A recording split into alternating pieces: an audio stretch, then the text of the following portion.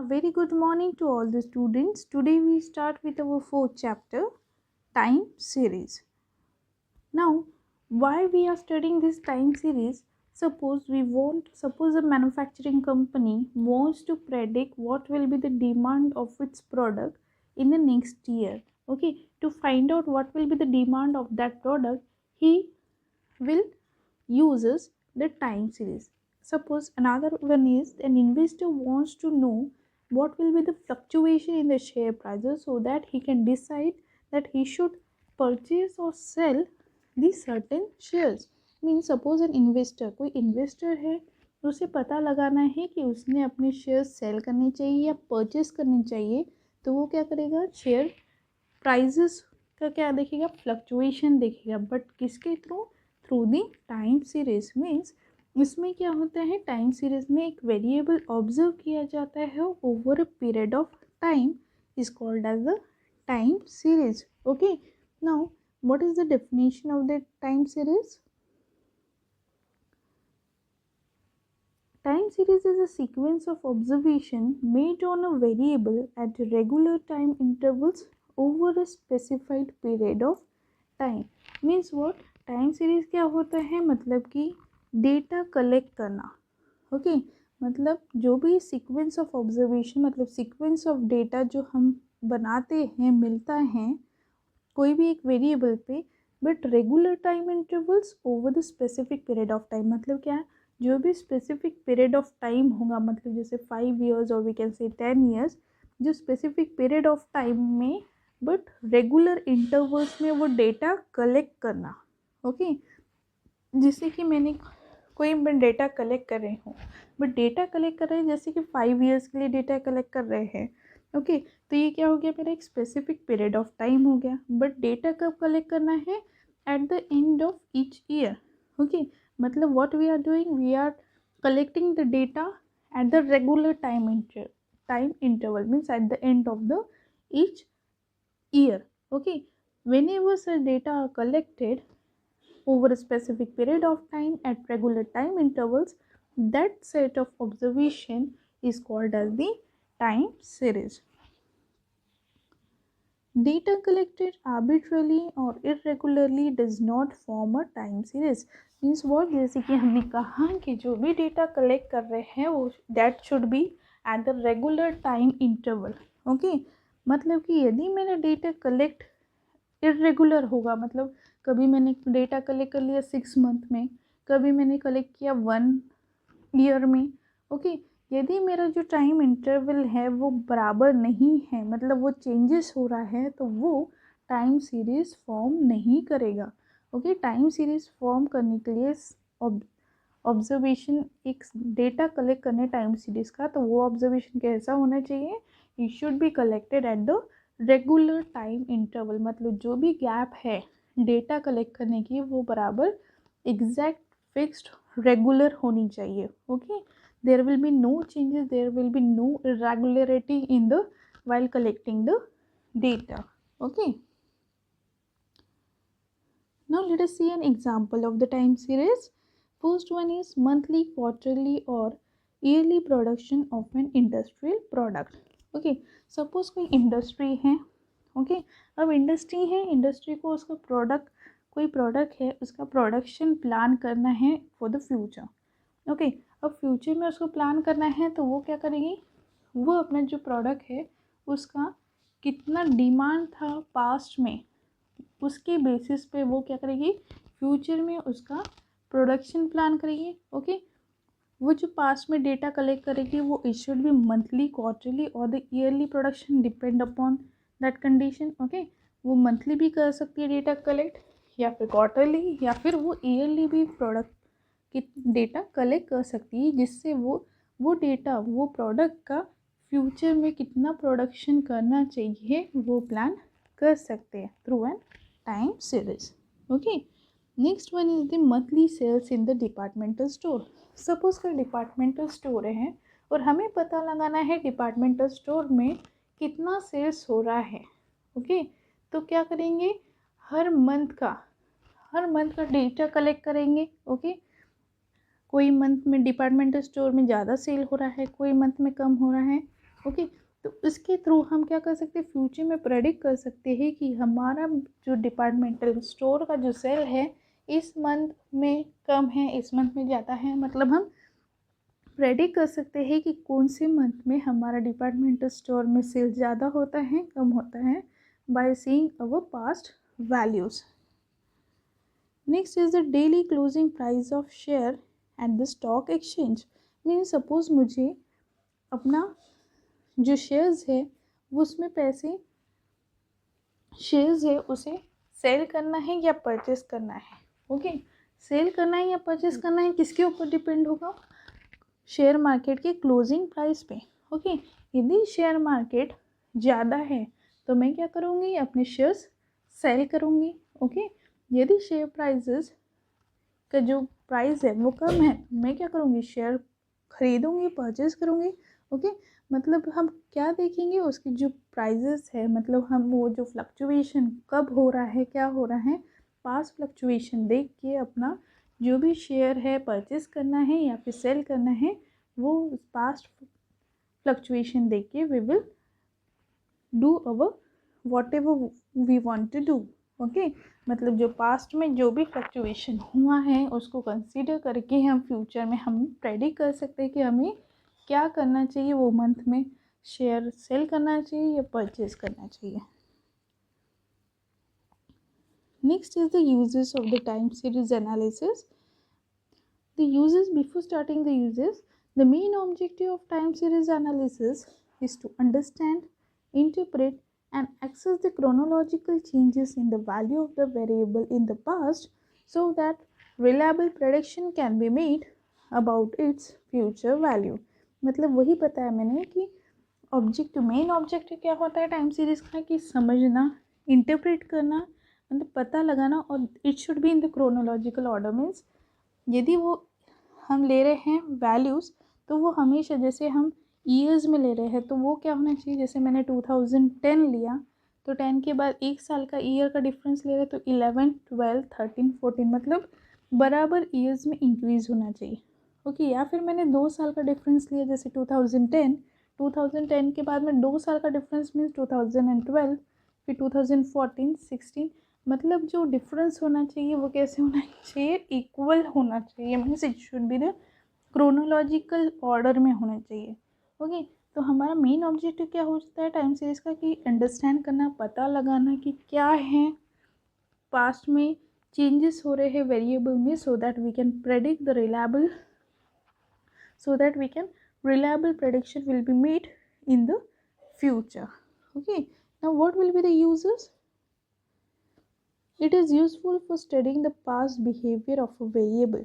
मतलब अभी तक हमने वही बताया कि जो भी पास्ट में जो भी चेंजेस हो रहे हैं, ओके, वो पता करने के लिए, जैसे कोई प्रोडक्ट मैन्युफैक्चर करना है तो उसके लिए हम क्या देखते हैं, पास्ट का बिहेवियर देखते हैं वो वेरिएबल का, कि क्या चेंजेस हो रहे हैं, कब उसका प्रोडक्ट डिमांड ज़्यादा हुई हो प्रोडक्ट की, कब कम हो रही है। मतलब हम क्या कर रहे हैं, उसका पास्ट बिहेवियर देखने के लिए काम आती है time series. Next is it is useful for forecasting the future behaviour of a variable. Okay, now forecasting the future behaviour मतलब कि जो हमने डिमांड देखी प्रोडक्ट की कि किस महीने कम है, किस महीने ज़्यादा है, उसको देखते हुए we can predict the future behavior। means we can predict what will be the, कितना हमने वो प्रोडक्ट मैन्युफैक्चर करना चाहिए, कौन से मंथ में ज़्यादा मैन्युफैक्चर करना चाहिए, कौन से मंथ में कम। तो हम क्या कर सकते हैं, we can predict the future behavior of that variable. Okay, next it is useful in evaluating the performance. Now evaluating the performance means suppose government ने जैसे कोई एक योजना लाई थी जो कि है उज्ज्वला योजना। उसका क्या टारगेट था, जैसे उसका टारगेट था कि 2 करोड़ पीपल को उसका बेनिफिट मिलना चाहिए 2 ईयर्स में। बट आफ्टर 2 ईयर्स में क्या हुआ, 1.5 करोड़ पीपल को ही उसका बेनिफिट मिल पाया। ओके, नाउ मीन्स व्हाट, हमने जो पॉलिसी है कितना चाहिए था, 2 करोड़ को पर्सन्स को, 2 करोड़ पीपल को उसका बेनिफिट मिलना चाहिए था, बट मिला कितना, 1.5 करोड़ को। मतलब क्या हुआ, पॉलिसी कितना, जो पॉलिसी है उसका कितना परसेंट अचीव कर पाई, मतलब कितना परफॉर्मेंस अचीव की वो पॉलिसी ने, सिर्फ 75% पॉलिसी ने परफॉर्मेंस अचीव की। मतलब हम कह सकते हैं कि जो परफॉर्मेंस होती है वो पॉलिसी की are evaluated by making the time series. मतलब इतना चाहिए था 2 करोड़ बट मिला सिर्फ 1.5 करोड़ को। मतलब जो टारगेट सेट था उतना टारगेट वो सेट नहीं कर पाई। मतलब हम क्या कर सकते हैं by time series, we can evaluate the performance. Okay, next is it is useful in making the comparative study. Now let us take that example only, same example. Suppose हमने कहा 2 करोड़ पीपल को 2 ईयर्स में benefit मिलना चाहिए था। Okay, but मिला कितना, 2 years में 1.5 करोड़ पीपल्स को ही बेनिफिट मिला। ओके, अब इसको हमें देखना है 2 ईयर्स का, 2 ईयर्स का देखना है तो we can make the quarters. मतलब हम क्वार्टरली भी इसको कंपेयर कर सकते हैं कि इतने क्वार्टर्स में, साल में 4 क्वार्टर्स होते हैं। Okay, in 1 year there are 4 quarters. Now we can make the, suppose 4 quarters हमने बनाए 2 ईयर्स के, हम देख सकते हैं कि इतना, मतलब 4 क्वार्टर्स में से कोई क्वार्टर्स में कम हुआ, कोई क्वार्टर्स में इतना ज़्यादा हुआ। मतलब जितना चाहिए था कोई क्वार्टर्स में बराबर हुआ। मतलब जितना चाहिए था हम कंपेयर कर सकते हैं कि इतना क्वार्टर्स में, मतलब ये क्वार्टर में 1 क्वार्टर में इतना अचीव होना था बट इतना नहीं हो पाया। तो हम क्या कर रहे हैं, कंपेरेटिव स्टडी कर सकते हैं by using the time series. Next are the component of the time series. Now component means what? Whenever we put the data of the time series in the graphical representation, it shows some continuous changes in its values over the time. Okay, now जो भी हम values put up करेंगे graph में, तो we can see some of the fluctuations in the graph. Now these fluctuations are because of some of the components of the time series. Now what are that components? Because of that the fluctuations are coming. The graphical representation of the time series data show continuous changes in its values over time, but a close look of a graph reveals that the fluctuation has the steady behavior and can be related to time. Okay, that what I have explained, that whenever we put up the data values in the graph, we can see that there is a continuous changes. Graph में हम देख सकते हैं कि कुछ ना कुछ continuous changes हो रहे हैं वैल्यूज में over the period of time.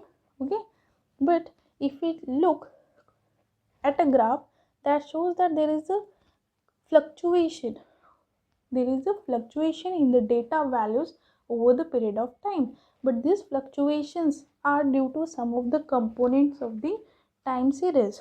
Now these 4 components are secular trend, which are represented by capital T, seasonal trend denoted by capital S, cyclical variation denoted by capital C, and irregular variation denoted by capital I.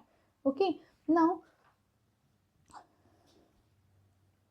every time series has some or all of this component. Means जो भी time series होती है, हम जो भी data plot करेंगे graph में और जो भी टाइम सीरीज हमें मिलेगी, all the time series have some or all of this components. First component is the secular trend. Secular trend is a long term pattern of a time series. Means secular trend कब use होता है, जब long term pattern होगा। मतलब यदि time series long term तक के, मतलब कुछ साल तक इंक्रीज ही हो रही है, फिर 1 आध साल के लिए थोड़ी कम हुई, फिर इंक्रीज हो रही है, 2-3 साल के लिए फिर हल्के सी कम हुई, फिर इंक्रीज हो रही है। मतलब secular trend long term series के लिए यूज होता है। मीन्स यदि नंबर्स ऑफ ईयर्स ज़्यादा है और वो रेगुलर पैटर्न दिखा रहा है, मतलब वो ज़्यादा साल के लिए इंक्रीज ही हो रही है, फिर थोड़ा सा कम हुआ बट इंक्रीज हो रही है, तब हम क्या करते हैं, सेकुलर ट्रेंड का यूज़ करते हैं। Now the secular trend can be positive or negative depending on whether the time series exhibit an increasing long term pattern or the decreasing long term pattern. Okay, अब secular trend positive भी हो सकता है या negative, depend किसके ऊपर होता है, टाइम सीरीज वो इंक्रीजिंग लॉन्ग टर्म पैटर्न दिखा रहा है या डिक्रीजिंग। हमने देखा था जब रिग्रेशन चैप्टर में जब भी ग्राफ हमारा as the time increases the graph is increases, मतलब वो क्या होता था, ग्राफ पॉजिटिव कोरिलेशन का होता था। Same in this way also, in this type also, जब भी हमारा has time increases series will increase, means that secular trend was showing the positive trend. Okay, but if as the time increases the series decreases, means what, the secular trend will show the negative trend. Secular trend does not include short term fluctuations, means जो थोड़े थोड़े इसमें changes हो रहे हैं, कभी कम हो गया फिर ज़्यादा हो गया, कम हो गया ज़्यादा हो गया, वो short term fluctuation secular trend में इंक्लूड नहीं होते। Secular trend means what, secular trend में सिर्फ लॉन्ग टर्म फ्लक्चुएशन, मतलब कुछ साल तक इंक्रीज ही हो रहा था, फिर थोड़ा सा कम हुआ, फिर इंक्रीज हुआ, मतलब लॉन्ग टर्म फ्लक्चुएशंस इसमें सेकुलर ट्रेंड में इंक्लूड होते हैं। Okay, it is the effect of factor that are more or less constant for a long time or that change very gradually or slowly over time। वही मैंने अभी बताया कि जो भी इफ़ेक्ट्स होते हैं, फैक्टर्स होते हैं, वो क्या होते हैं, बहुत ज़्यादा या थोड़ा सा कांस्टेंट होते हैं फॉर लॉन्ग टाइम, मतलब वो भी चेंजेस होते हैं वो एक जैसे ही होते हैं। यदि कुछ चेंजेस हुआ तो थोड़ा सा ही होता है, फिर वो वही इंक्रीज होगा या डिक्रीज होगा। ओके, मतलब वो चेंजेस थोड़े से देर के लिए ही होते हैं, बट यदि इंक्रीज हो रहा है ग्राफ तो इंक्रीज ही होगा, यदि ग्राफ डिक्रीज का है तो डिक्रीज ही होगा, बट कुछ टाइम के लिए वो थोड़ा बहुत इंक्रीज हो सकता है, बट वो ग्राफ डिक्रीज ही होगा, मतलब वो वहाँ पे एक रेगुलर पैटर्न दिखेगा आपको, तो वो पैटर्न किसका इंक्लूड होगा, सेकुलर ट्रेंड में। Okay, if a time series does not show an increasing or the decreasing pattern, then the series is stationary around the mean, means यदि टाइम सीरीज कोई भी पैटर्न नहीं शो कर रही है, मतलब जैसे कि हमने देखा टाइम सीरीज या फिर इंक्रीजिंग पैटर्न दिखाएगी या फिर decreasing, but if it does not show any pattern, मतलब यदि वो कांस्टेंट रही, यदि कोई पैटर्न नहीं है उसमें इंक्रीज या डिक्रीज होने का, मतलब हम क्या कहेंगे कि वो जो सीरीज है वो क्या है, stationary around the mean. Okay, now let us see the secular trend graph.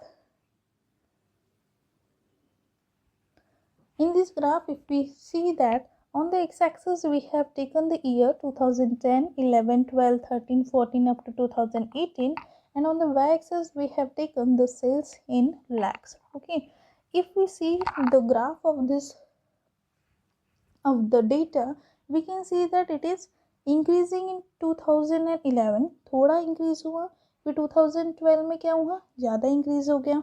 Okay, मतलब ये 2011 से 13 तक ये इंक्रीज ही हुआ कुछ टाइम तक, बट 2014 में थोड़ा सा डिक्रीज हो गया, बट फिर क्या हुआ, फिर इंक्रीज हो गया 2015 तक, फिर हल्का सा डिक्रीज, फिर इंक्रीज, मतलब क्या हो रहा है, ये इंक्रीज ही हो रहा है, ग्राफ आर इंक्रीजिंग, बट कुछ थोड़ा सा डिक्रीज होता है एक आध साल के लिए, बट वो इंक्रीज ही हो रहा है graph, means what will we can say that this trend is a what, this is a positive trend. Okay, because it is what, increasing over the period of time.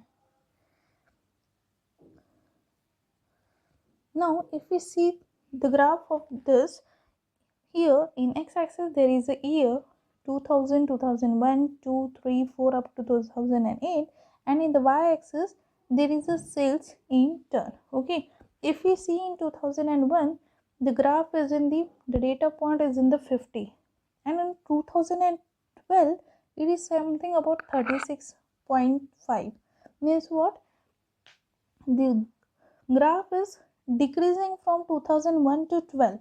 Okay, after that it increased for some time, 2003, 2004, 2005, after that it again goes on decreasing, means what, थोड़े से time के लिए, means for a small period of time it is just increasing, but if we see the whole graph it is decreasing over the period of time, then such a trend is called as a negative trend.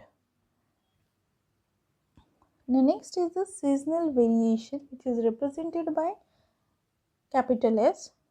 Seasonal variation is the component of a time series that involves pattern of change within a year that repeat from year to year.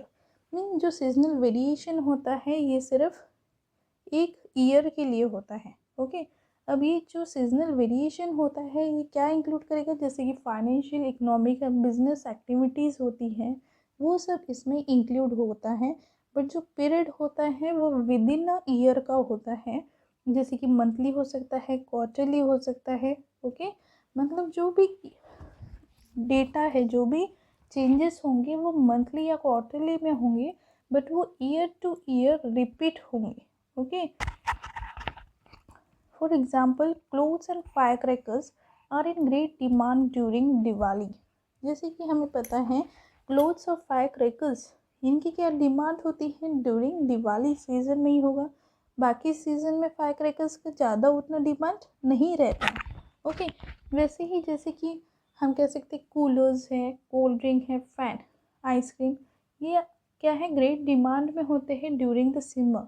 बाकी season में इनका demand होगा क्या, winter, rainy season, ये सब seasons में इनकी demand क्या हो जाती है, कम हो जाती है. मतलब हम कह सकते हैं कि पर्टिकुलर मंथ में, मतलब फ्रॉम मार्च, अप्रैल, मई, ये सीज़न, ये मंथ में इनकी डिमांड हाई में जाती है और बाकी समय में इनकी डिमांड लो हो जाती है. और हर साल अब if you see year to year, हर साल में वही मंथ में क्या होगी, इनकी डिमांड इंक्रीज होती जाएगी. मार्च अप्रैल मई, मार्च अप्रैल मई. मतलब सीजनल वेरिएशन मतलब क्या होता है, वो पर्टिकुलर पीरियड में ही वो चीज़ की डिमांड होती है. ओके, बाकी समय उसकी डिमांड कब होगी. मतलब सीजनल वेरिएशन मीन्स जो भी टाइम सीरीज में चेंजेस होंगे वो पर्टिकुलर पीरियड ऑफ टाइम में ही होंगे, बाकी के टाइम पीरियड में वो सीरीज में कोई चेंजेस नहीं होंगे.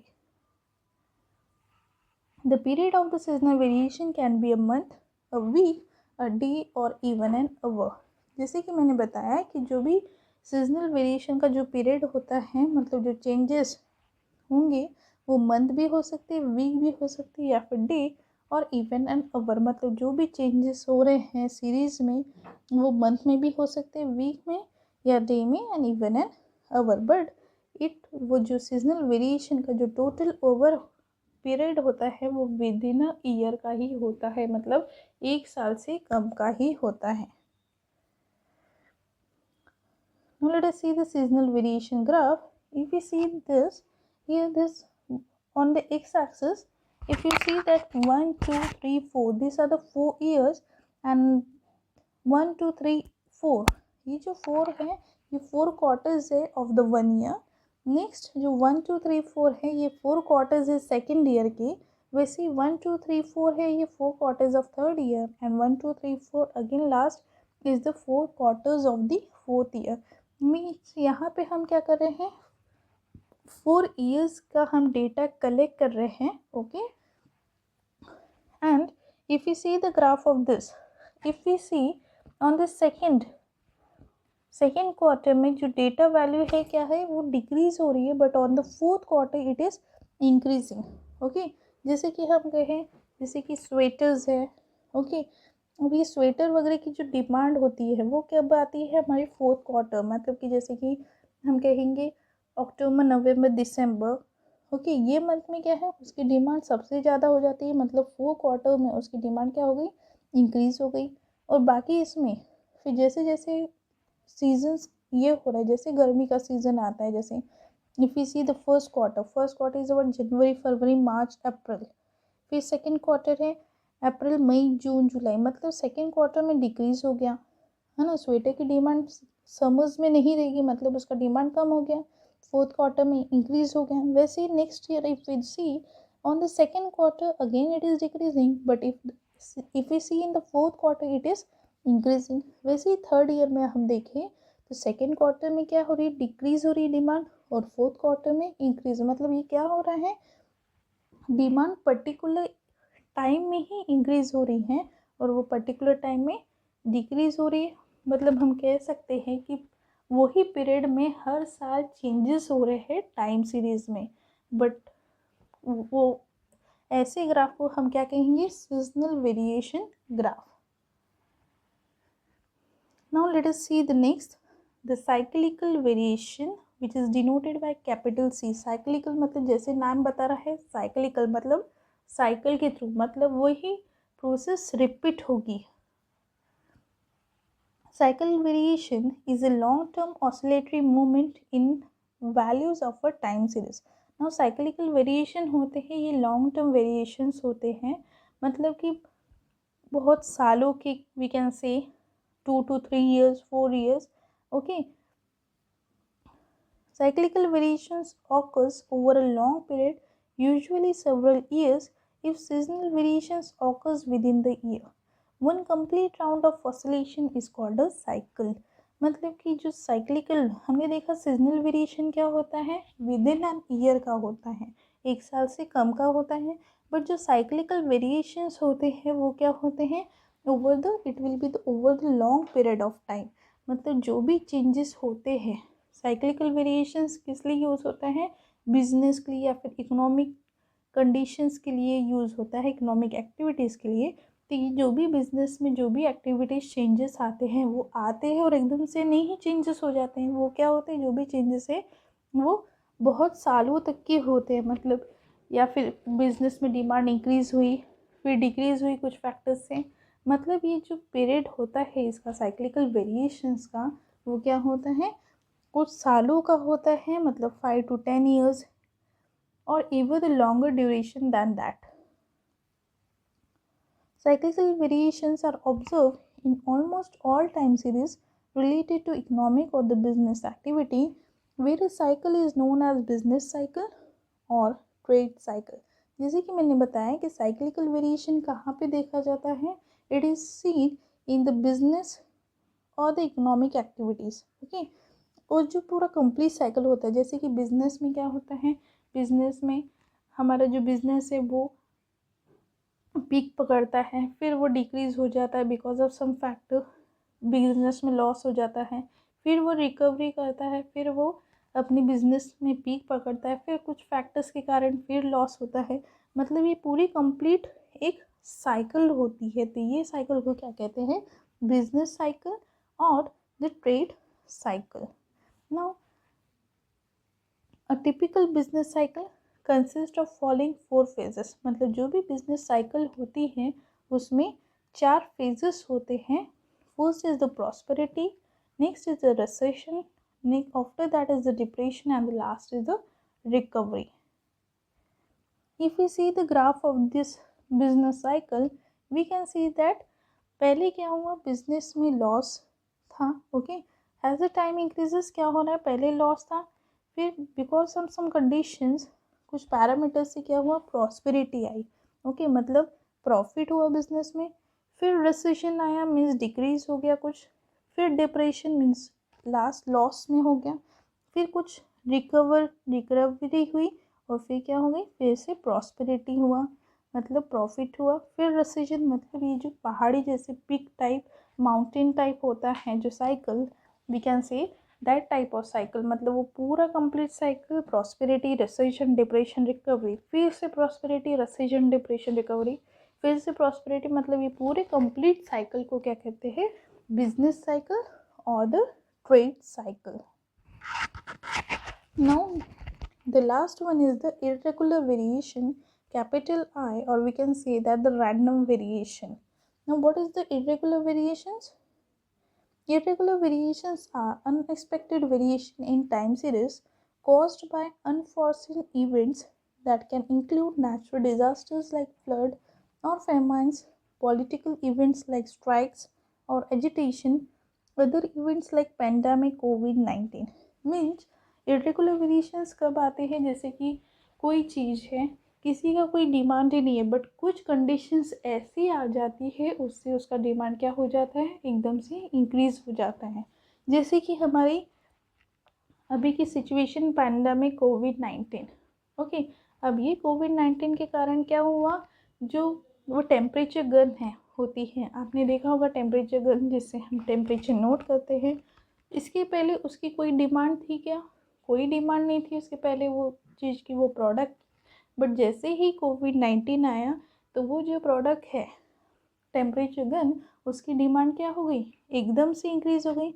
मतलब कुछ ऐसी कंडीशन के कारण, अनएक्सपेक्टेड वेरिएशन के कारण टाइम सीरीज में जो चेंजेस आते हैं, तो वो वेरिएशन को क्या कहेंगे हम, इरेगुलर वेरिएशंस। ओके, जैसे कि कोई वॉर हुआ किसी कंट्रीज़ के बीच में।